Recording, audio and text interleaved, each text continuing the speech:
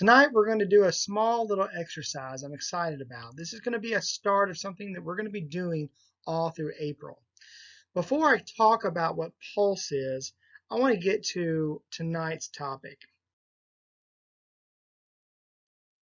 This is a painting by Norman Rockwell. It's called Saying Grace. Now, I don't know about you, if you have ever heard of Norman Rockwell, but I've heard of him since I was young.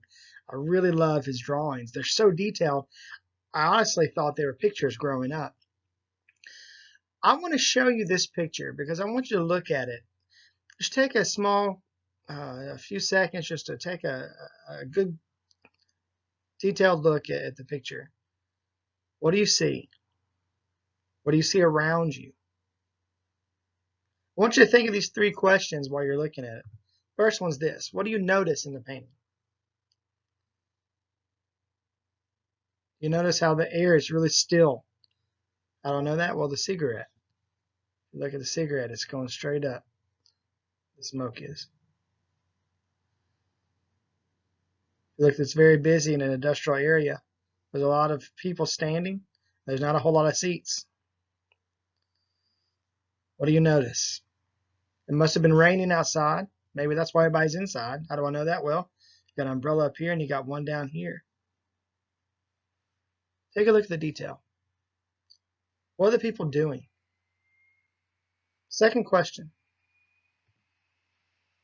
Why do you think the two guys are looking at the two that are praying the way that they are?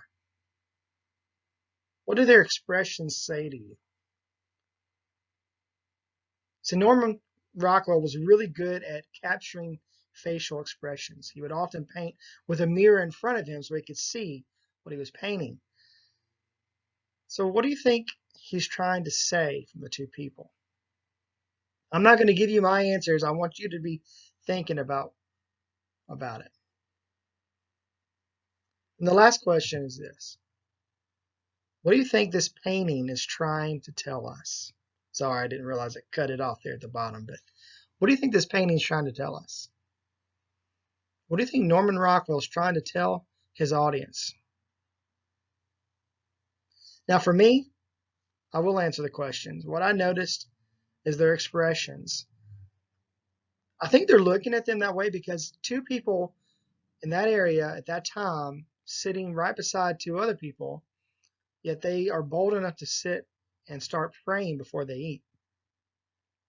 Now, I don't know the situation between the lady. She looks a little older to have a son that age, so maybe that's his grandmother. So maybe she's hit some hard times. Maybe she's lost her children and now having to raise a grandchild by herself. We don't know, but she's having to sit with these other people, so it's very crowded, yet she's still comfortable enough to pray. And these two guys are kind of taken back. Maybe they've never heard a prayer before.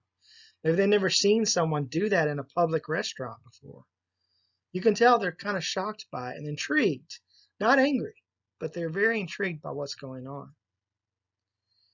I don't know what Norman was trying to say, but what he told me through this painting is that it's okay to be bold.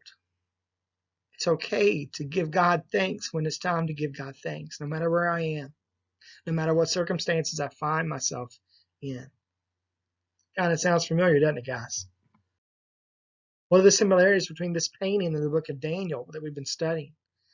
Well, I think there's a lot of similarities. You got Daniel here in a foreign area, still bowing down and praying as God has asked him to. And you have two people here in a very crowded place, a lot of workers, a lot of people in the hustle and bustle, and they're stopping and giving thanks to God because that's what they should do. And that's what they're used to doing, and that's what God's asked them to do. So they're giving grace and thanks to God.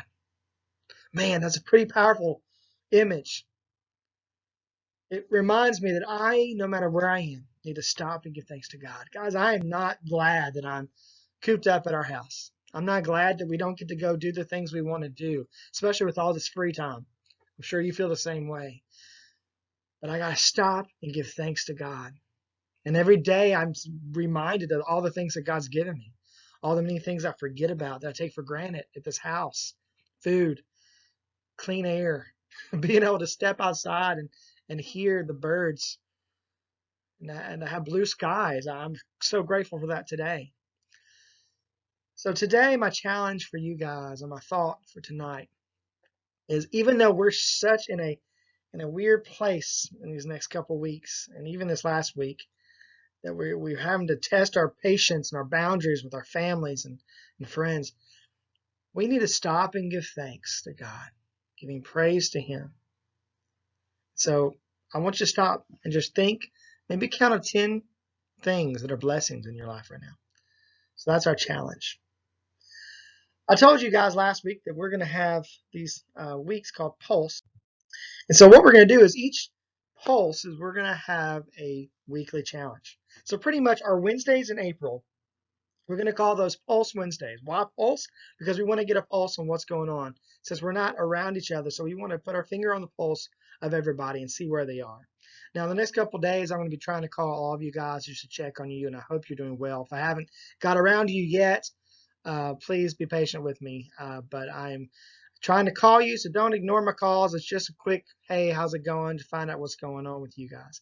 But here's one thing we're going to be doing. If you look at this page, these are called Discovery Bible Studies. And we've done this before with our Bible studies on Mondays in the past.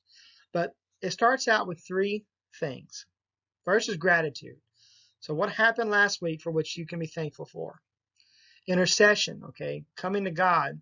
The question is, what challenges did you see in your life and family and world this past week? And then there's accountability, and that's where we as a community get to be a part of it. How do you obey, share, and meet the needs from last week's meeting? So that's will be the 2 week. In 2 weeks, we'll talk about the things from last week. But here's what you do. Read the passage, reread, retell, and consider the details. So you got 4 parts of this. He is, we are, I will, and you can. He is. What do we learn about God from this passage? We are.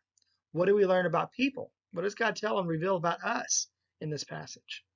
I will. How will you put this passage into practice? I will do this. How am I changed from this passage? How will I use it and apply it? And then you can. How do you know? So who do you know who needs to hear this? And this is the discipleship part of it. Who can you tell about what you learned through this passage? And so you're going to be challenged not only to answer the first 3, but to do the last one. Who can you tell? And then that service will be something we'll do together, and that's how can we as a group help with the challenge that maybe you've been facing. That goes back to the intercession. So here's what we'll do. Each day I'm challenging you to read. First, tomorrow will be Luke 4, chapter 4, verses 1 through 13. This is the disciples use scripture to overcome temptation. And so start out by praying to God, being thankful, asking or describing or letting him know what challenges you faced with your family and world this past week. And then start down on the read the passage, retell it, and consider the details. Guys, I love you. I'm excited about Pulse, and I hope you are too. And we're going to get through this. I can't wait to be back together with you again. See ya.